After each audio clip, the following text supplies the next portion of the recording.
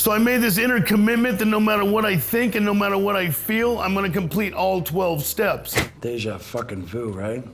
And the weird thing is Alcoholics Anonymous. That is so weird. There's gotta be a better way. I remember I was at this program, I was at this rehab, and this is one of my valiant attempts. And they said, hey, get in this bus, the druggy buggy, get into the alcoholer. We're gonna take you to a meeting of Alcoholics Anonymous, and we want you to get a sponsor. We're on a mission from God. So I go to this meeting and I hear this guy share, and I think, well, that guy sounded kind of neat. You know, maybe I identify with him. So maybe I'll ask that guy to sponsor me. I'm gonna make him an offer he can't refuse. So at the end of the meeting, I asked this guy, will you sponsor me? And he goes, yes. And then I go, I'm at that rehab and I need to get a sponsor. And he goes, okay, I'll sponsor you.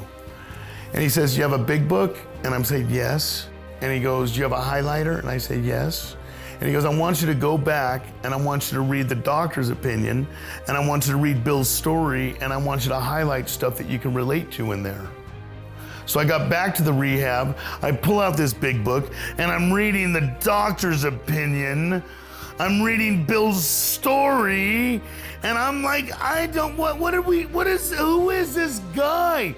A stockbroker for the 1930s, drinking bathtub gin, rolling around in a motorcycle with his wife in a sidecar, going and checking on investment. What are you talking about?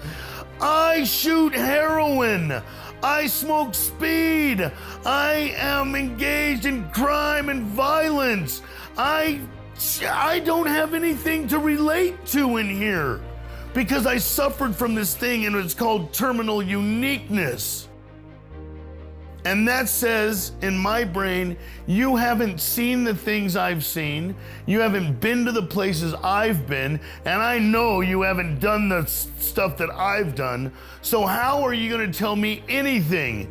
So when I read this book and I hear about this stockbroker and I hear this Dr. Bob and this doctor's opinion, I don't relate to anything in here. I have nothing to highlight. But the deal is, back then, I was very shallow. I was terminally unique. No, you haven't been to the places I've been. You haven't seen the things I've seen. You haven't done the things I've done. But there's this one thing that crosses all boundaries that I know that you have. You have felt the way I have felt. Lost, broken, confused, afraid.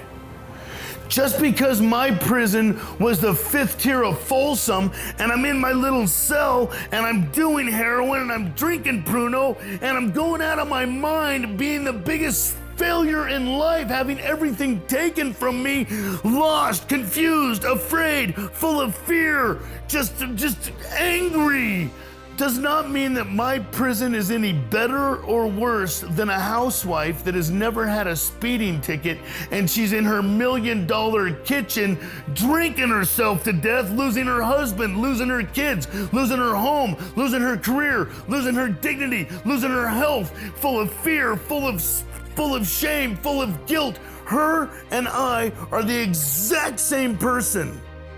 See, it's not the gin, it's not the whiskey, it's not the heroin, it's not the crank, it's not the beer, it's not the vodka, it's not none of that stuff. It is me, my condition. I have an obsession of the mind and body inside of me, and I can't stop tripping on myself. She can't stop tripping on herself. We are the same.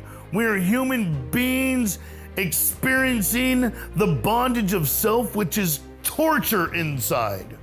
Doesn't matter that she's drinking and I'm doing heroin, we're the same.